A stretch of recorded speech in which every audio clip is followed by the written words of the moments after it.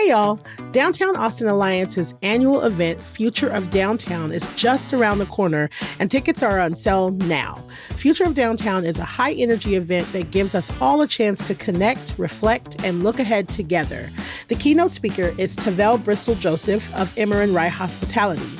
And to make sure to keep you updated, they'll release the 2026 State of Downtown report at the event. Visit downtownaustin.com to get your ticket today.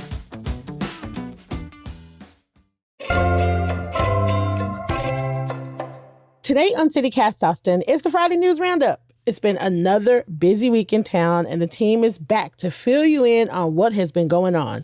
We're talking about the Red River Cultural District's plan for a big glow-up, some updates on the Cabana Club shooting, the city's overpayment of employees, and the coffee scene in Austin, plus our weekend picks.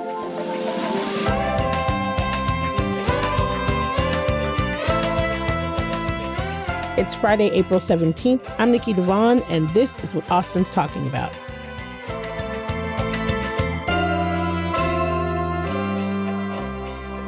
Hello, I am here with our fantastic producers, dynamic duo, Alyssa Castles. What's up, Alyssa?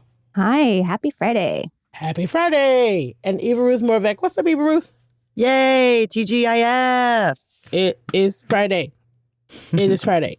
Okay, so exciting. I know, so excited. So we're going to dive right in. The Red River Cultural District is a small but super, super significant stretch of downtown that's filled with, honestly, some of Austin's best music venues and iconic bars. And recently, they announced a plan for what they want to see in their future. And I'm going to be honest with y'all, I love this. It's like a 5-year strategic plan. I can't stop looking at the pictures. They're so good. It is gorgeous. Yeah, they're really good. So they have this plan. It's called the Soundtrack to the Future, and it's their 5-year plan. But one thing that I love about it is that it really keeps this emphasis on protecting and preserving what is there. Keep this very unique cultural area, but make it more accessible, more pedestrian friendly, more user friendly, update a few different things, but just invest in it so they can keep it going. And this can continue to be a thriving part of the downtown scene. So the plan is on Red River Street. It goes from 15th to 5th Streets. They call themselves Austin's Music Mile, which I had not heard before reading that in their plan, but I like it. And the plan calls for things like adding solar-powered streetlights, new trees, directional signage, and district banners, some public murals, some new trash cans, bike racks. And the big things are traffic calming devices and upgrades to facades. And in order to do some of the changes, they want to lower the speed limit and do some changes to the actual streets. So they would have to have, participation from the city. They also haven't said how much money they'll need for this big glow up. But there is this understanding that they'll need public and private funds to pull it off. So it's kind of like a wish list for now, but yeah, I love what they have in mind. I think it looks fabulous and very inviting, personally. It is beautiful. Our newsletter editor, Kelsey Bradshaw, wrote it up in Thursday morning's newsletter. Yeah. And yeah, I would love to know how they're going to get it all funded, but it's beautiful. Yeah. My favorite part of it, it's not an overhaul. They're not trying to change the look. They're not trying to usher in some new shiny, you know what I mean? Whatever. High rises. Yeah. They're just okay, we're going to take what we have and we're going to just make it a little bit better. The opportunity for little pop-up markets is kind of my favorite thing because y'all know I love to shop. So I love that that's being built in. I love that they're trying to make more utilization of kind of the sidewalk and the outside, especially around Elysium and the 13th floor. I just, honestly, if you guys have the time, you should go and just look at it. It's actually really nice. And a lot of thought went into it. Mm-hmm. I love that they have their key strategic priorities listed out, and it's strengthening the live music ecosystem, preserving cultural identity and history, economic vitality and sustainability, public space and district experience, and partnerships and advocacy. And it wasn't that long ago when Red River wasn't even considered a district, right? And so even though it's like the hub, and it's been the hub. And so just to watch this slow, like, oh no, we're serious, we're legitimate. I don't know. I really like this idea of like Austin's Music Mile becoming this like really, really well thought out and invested in district versus just like, we're going to give you some money so you can keep these bars open. We're not going to, we're not going to help you renovate or revitalize. We just want you to stay open. I love this shift. I love this intentionality a lot. Yeah, because if you think like, I think they've been very intentional in creating this district and then like really being serious about it. Because I know for me, I've thought like, why do we need a cultural district? That's weird. Like I understand a historic district, but like whose culture? You know, who are we talking about here? But it really is like this music culture, you know, this huge scene. Like it needs that. And if they had just been doing, let us give you checks to help you pay rent, like I don't know if that would have been as impactful to keep this district like together. You know what I mean? Like, because Cheer Up Charlie's is in this district, and we all know that they have had problems with their rent in the past. And like being a part of this district, I've wondered like, why doesn't the district just step up and pay their rent? But like, they also want these businesses to be able to thrive on their own and like, you know, be healthy and part of this ecosystem. So it sort of seems like it's working. Listen, Eva Ruth, I'm with you. I've said on this podcast, when we first started talking about Red River District, I was like, what culture? What culture? I said those words. I said those words. And I love that I am being forced to dial that back and walk back. I stand corrected. That is very much a culture. It's a musician's music culture. And I love this. I love it.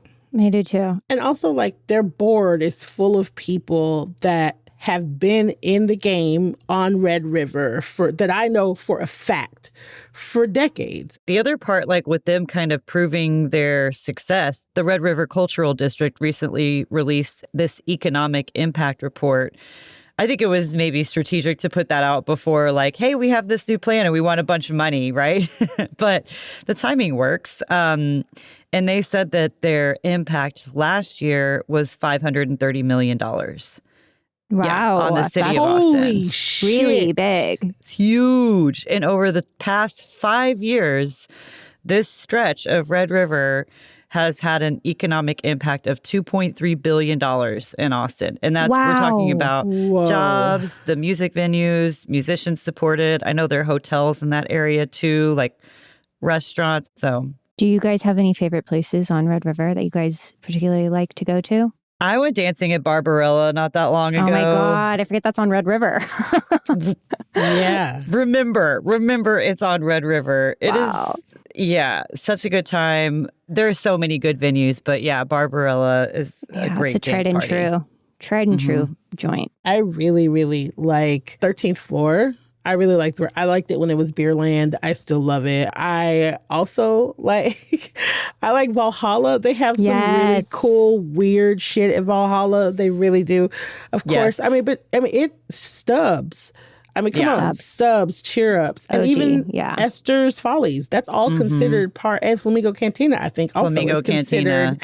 Yeah. It's a good hub. It's a good hub. Yeah. And Chess Club. I could go on. And some of them are so small. Chess Club is like so tiny, but great bands. I've seen some great shit at Chess Club. I love Chess Club a lot. And it pretty much is like any day, there's great music in the district, so... Yeah, we'll see if they can raise this money and pull this off. They're going to have a lot of meetings, talk to a lot of people. I have faith in them, honestly. I think they're going to do it. I think they're going to raise the money. We'll see.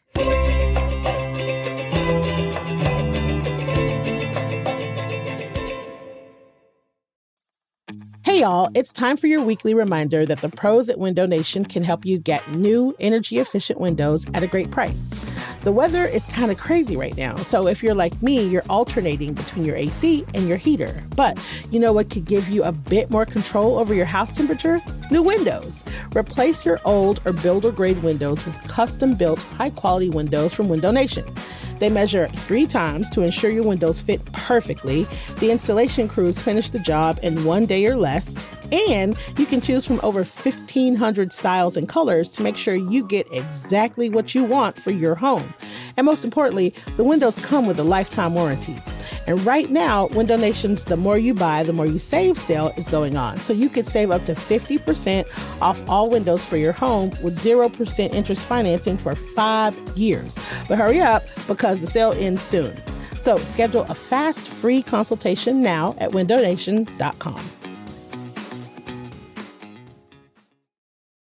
So we wanted to give you some updates on a couple of things that we've mentioned.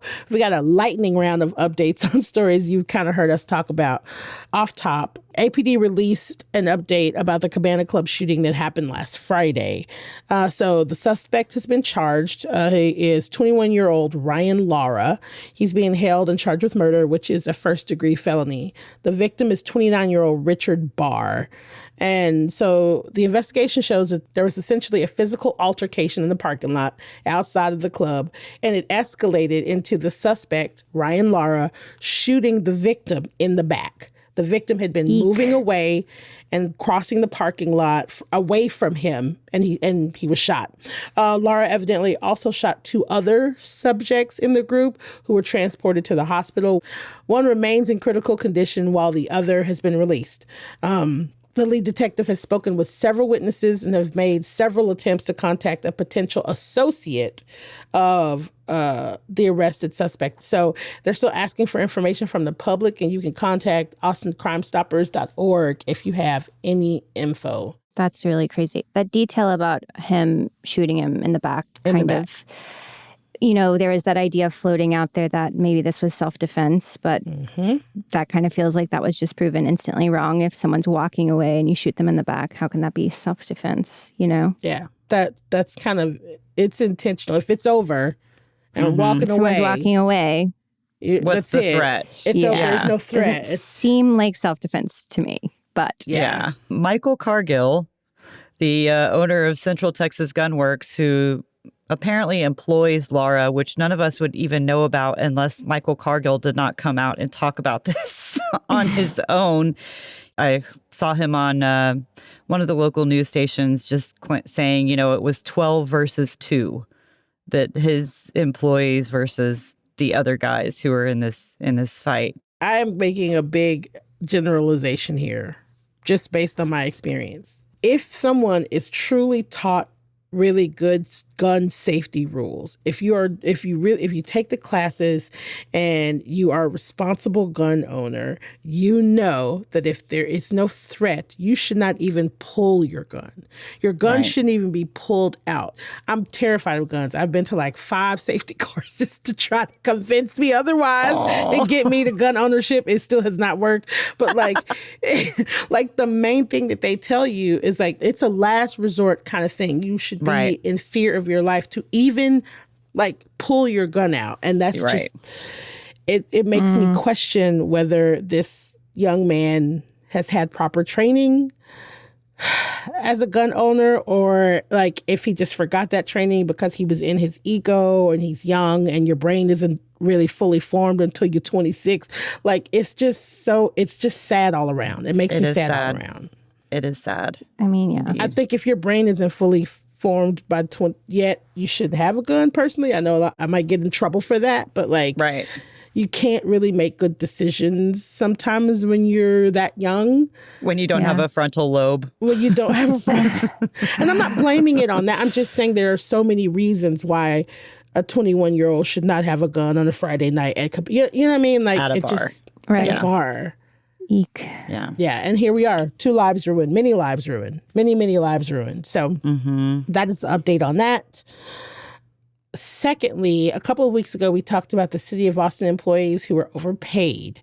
After an employee made an error in the payroll system, the City of Austin inadvertently overpaid 675 employees a total of $1.4 million. Jeez.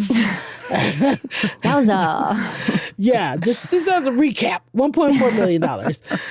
And then, so that happened on March 13th. On March 26th, HR informed the employees that they would need to repay the money largely through payroll deductions. And so they were like, we can spread the payments out over 4 pay periods. And people who were overpaid more than $5,000 had the option to repay the money by just writing a check. And then fast forward, shortly after 5 p.m. on April 6th, employees received an email from the city asking them to sign the repayment agreement by April 10th. And quote, in order to fully resolve the dispute and in order to avoid a contested lawsuit. And in order to avoid any other wage issues that could arise. This only gave workers like a couple of days to respond. Staffers said that they wanted more details about how much would be taken out of their check. And those answers just didn't come quick enough. And evidently they weren't in the original email. So the Austin Current, shout out to the Austin Current, they spoke to several of the city's employees affected by the problem that said the mention of legal action felt aggressive, especially considering it was the city's mistake. They said they felt bullied by that language. And they said some of the workers signed the agreement just to avoid potential legal action, didn't ask questions, but others refused to sign the paperwork by April 10th because they could not get any information, including verification about the exact overpayment amount. I mean, for the that's city. crazy. Yeah. So a city spokesperson said the lawsuit language was not intended as a threat, but rather reflects the legal nature of the agreement and the city's obligation to recover misallocated taxpayer money. So now they're saying this is taxpayer money, guys. You got to give this taxpayer money back. Oh my God, what a mess. It's a mess. So about 10% or 67 of the affected employees did not sign the agreement by the deadline. And then as of Wednesday morning, the number was down to about 6%. But there's like 50 people that are like, please, leave me alone. Give me more information. Like, what do you mean? So the overpayment dispute raises this gnawing question that we keep having about transparency and accountability when the city makes costly errors that affects us all.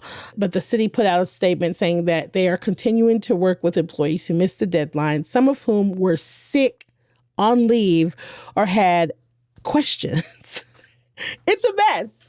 Yeah. It's a mess. Yeah. Oh, so gosh. that's the update on that.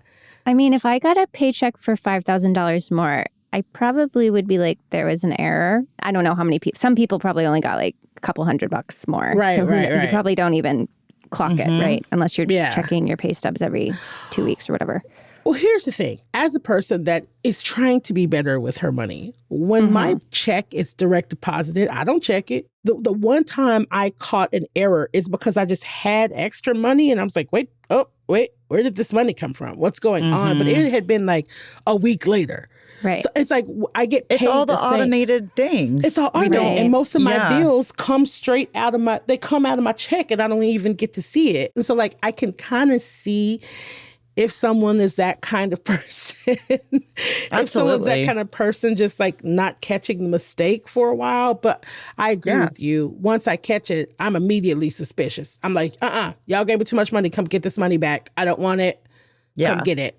And then they're like, problems. Hold on, we'll work on a policy. We're working on something for you to sign. And you're like, no, but just get this money out of my bank account because I don't want to see it. I don't want it. Don't want to spend it. Don't want to see it. Thank you. That's it. Well, you put it in there. Can't you just take it right back out? Take it back out. Right. I don't want remember, it. like, pretty early on in my I have to pay my own bills lifestyle, just being like, okay, all this automated stuff is very squishy to me. Like, we're no longer balancing a checkbook, and had to sign up for more like alerts. I don't know. This is not like a hack, but it has saved me to get an alert every morning in my email of my bank account. Because there's a lot that you don't see, I think. So check your bank account. The moral of the story. The moral of the story is that Nikki should be checking her bank account. I guess all city employees should. Yeah. Watch out. This could happen again. I mean, it's embarrassing. I'm not even gonna lie. I'm just like, it's in there. It's fine. I mean, it's not that. Working Look, out. there's so much that's like electronic and fraud and so many different things. Yeah. Like, there's a lot to watch out for these days. That's You're true. right. You're absolutely right. Alyssa, do you want to tell us about the last update? So, Food and Wine, the magazine, put out a list of the top 10 U.S. cities for coffee, according to serious coffee experts. And guess what? Drum roll, please. Austin is number 1. Also, what? Are you kidding me? Look here. New York City was number 2. They beat out Los Angeles, Chicago, like these major cities. Seattle. What's going on? Seattle known for coffee? Are you kidding me? Seattle? Yeah. Pretty crazy. How? Puerto Rico? Like, yeah. How is this happening? This is befuddling to me. They said, quote, Austin has built cafes in office buildings, cocktail bars, breweries, and bakeries, as well as alleys, kiosks, trailers, and even vans. The sheer variety of cultural influences, creative drink options, and accompanying food choices make Austin's one of the most vibrant coffee scenes in the country. I think I agree with that. Wow. I do too. Yeah, that's cool. I mean, it's just, you don't think about it like, is it being that unique that we have all these different options? You know, I just kind of figure this is how it is everywhere. I think we're special and we're lucky and we're number 1. So we're number very 1. Exciting. We're number 1. I love that they shouted out a couple Your favorite places. Listen, they shouted out my favorite, Fleet, of course. Nikki's a trendsetter. They also shouted out Clergy, El Tigre, Flat Track, and also Proud Mary, home of the $60 cup. So, you know, $60 cup of Jones. Must be why $60 coffee is getting us to the top of the list. The picture they chose for the article, the little winner list, is from Leona. Have you guys been there yet? It's pretty new in South Austin, like William Cannon and Brody. I've been trying to go, but the parking lot is too small. And so many people go there. I've literally tried to go twice and I can't find parking. And there's nowhere. It's like on Brody and William Cannon, so there's like no street parking. There's nothing. Really. Yeah, there's no street parking. Yeah. I've been really wanting to try it. I am still surprised we beat out Seattle. That seems that seems Seattle might have something to say. They definitely will. But is Seattle only the home of coffee because of Starbucks? Yeah. Is that Seattle's best? Seattle's best coffee. I feel like Seattle started this wave of let's not drink Folgers anymore. That's what I think. I don't know if that's true. Could be. I'm like, did Seattle name themselves the coffee capital? Anyways. We all have our marketing departments. That's true. Congratulations, Austin. We're proving that we're on top again. Yay. Like we keep doing it. And we are caffeinated. And we're caffeinated. So what y'all doing this weekend? Eva Ruth, you want to go first? Well, I am headed out on my pilgrimage to the Old Settlers Music Festival. It is finally here. It's going to be very different. It's out at Camp Ben McCullough. I'm really excited about seeing some good music there. I am not excited about the cold front that is coming in on Saturday. It's going to be rainy and cold and like starts in the 70s and gets down to the 50s in the evening. Wow. So I'm going to try to hold out for the closer that night. Bring a coat, Eva Ruth. Yeah, but I have a recommendation if you're looking for something to keep yourself entertained on Saturday. There's a new movie out called The Long Shot, and this is out on Amazon Prime and Apple. It sounds really funny, so I'm interested in watching it. It's an indie golf comedy directed by this Austinite whose name is Austin Nichols. It was filmed in Austin, and it follows like a slacker and his friends who are trying to save a historic golf course from being redeveloped, which is very Save Muni coded. And this movie was partly filmed at Willie Nelson's golf course, which I did not know Willie Nelson had a golf course, but apparently he does. It's called Pedernales Golf Club or Cut and Putt. Cute. And so the Long Shot movie seems like a fun, cozy activity to do, still very Austin-y. And if you do want to get out, maybe go try the Cut and Putt. And it is, according to the website, it's just 8 songs away from Austin, which I thought was funny. That's cute. That's cute. Yeah. You can make a playlist. Oh my gosh, they should make a Cut and Putt playlist for people driving. They That's should. Cute. I like so that. A little golf themed, but yeah. What else is happening this weekend? I have a pretty full weekend and I'm very excited about it. Tonight, I'm going to see Next of Kin at Central Machine Works. They are playing a free show, 7 to 11. I've never seen Next of Kin and everyone's talking about them and I'm very excited. I'm really curious to hear what you think about them. Okay, I'm curious too. Me too. I can't wait. I'm so excited. Yes, but I can't go for the full set because I have tickets to go see this play called Pool Boy. It's part of Fusebach Fest, and it's at the Museum of Human Achievement tonight at 9 p.m. They also have a show Saturday at 9 p.m. Tickets are $25, but it's an immersive party and performance about submissiveness, friendship, and surveillance.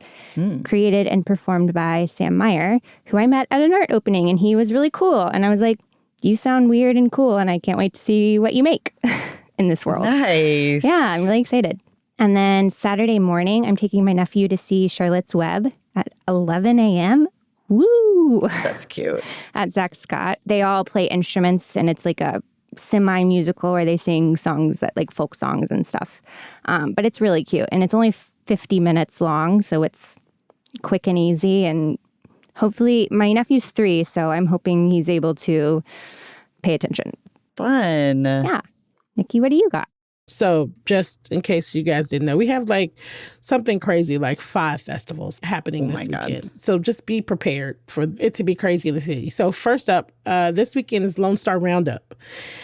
It is the 23rd year. It's, I don't know if have you heard of Lone Star Roundup? No, I haven't. Teach us. 23rd annual Lone Star Roundup is happening tonight and tomorrow.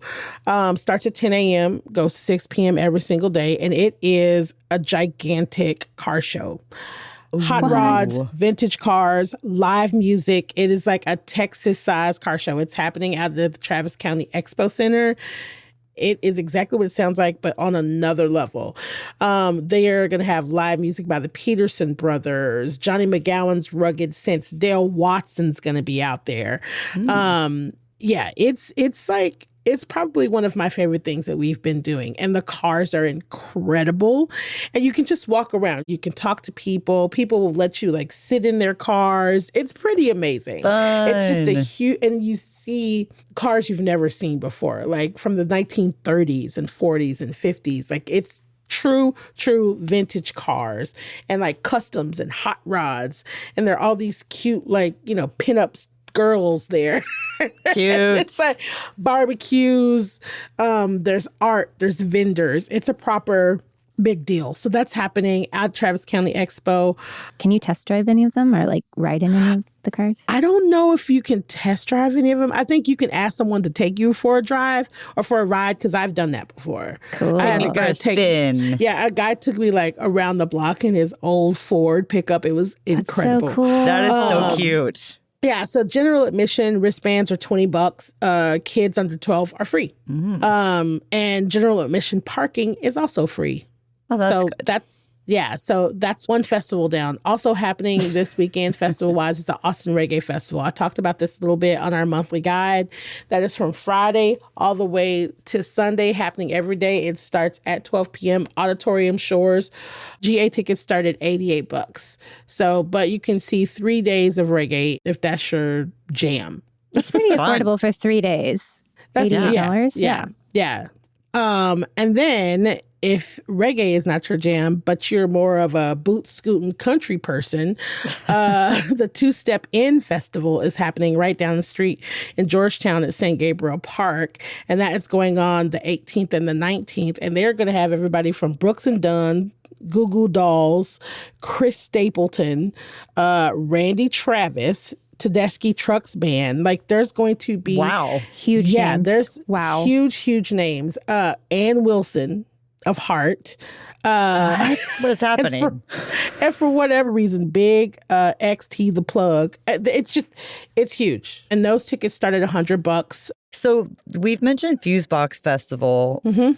It's kind of a weird, very unique thing. Do either of you want to fill us in on what it is? So Fusebox Festival is like artists that do visual art, film, theater, dance, music, writing, and they come together and they collaborate and they share their art and they do their work. So it's like people come from all over the world. I was in a thing last night for Fusebox where the main producer is from Toronto. So people from Toronto came down and they collaborated with artists here. And we had this cool show last night called Toast, where everybody gets 1 minute to toast anything that they want. So you have 30 visual artists, dancer, singer. You can do whatever you want. Every type of artist you can think of had 1 minute to toast something. Cute. So it's like the sharing of art and their plays and their musical performances, and it's all kind of supposed to be experimental and weird, and it's supposed to meld different artists together for collaboration. And it's happening like all over the city. I think you can get tickets all over the to city. Just like a one-off event, or you can get like a festival ticket, more of a badge situation. Yeah. I mean, it's anything that you can think of that's just kind of weird. Yeah. And like, like, what are those people doing? That's what's happening. There's, there's something called Dirty Projectors, Songs of the Earth with the Austin Symphony Orchestra. There's Pool Boy that Alyssa's going to. There's a one-person show by Andy Flores, who is just like an icon in the queer Austin artist community. And if people have the time, you should just hop around and try to check some of it out. There are movies, like it runs the gamut. Yeah. Yeah. Cool. Yeah. So fun. It's very unique and Austin-y, so it is. Yeah. Yes. And it's also just, I think the thing that I also like about Fusebox is that it's like people in Austin have a lot of interest in stuff that's just weird. You know what I mean? Like, it's like Alyssa, you meet a person, they seem cool, they tell you they're doing this thing. You're like, yep, sure am going. Absolutely. Like, that made perfect sense when you told me that. I was like, yeah, I would do the same thing. Yeah. Well, y'all have plenty of things to get into. There are plenty of options. I you know me, I love a cold front, and I put cold front in heavy quotations. Yes. It's going to be beautiful during the day. Just take yourself a little jacket at night and get out into the city. Check out our events list. Kelsey has a great events list in our newsletter and on the site. Check out my Nikki's Picks if you haven't seen it already. And that is our Friday News Roundup. Alyssa, Eva Ruth, thank you so much for being on with me and chit-chatting and having fun. Thank Yay. you. Bye. Have a good Amazing. weekend. Bye. Bye-bye.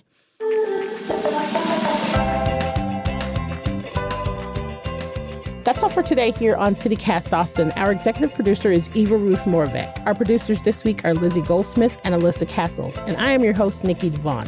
Our CityCast Austin newsletter editors this week are Natalia Aldana and Kelsey Bradshaw. Music is by Nelson Valente Aguilar of Como Las Movies, with additional music by Alva Kimonos and James and Ape Main from Triple Scoop Music via Getty Images. If you enjoyed the show, tell your friend that you want to get out into the city with. Rate the show, leave us a review, and of course, subscribe to our CityCast Austin newsletter. And if you really love us and you love this city and you love talking about this city or learning more about this city, or honestly just giving us your opinion about this city, become our neighbor. Go to membership.citycast.fm. We'll be back Monday morning with more news from around the city. Bye, y'all.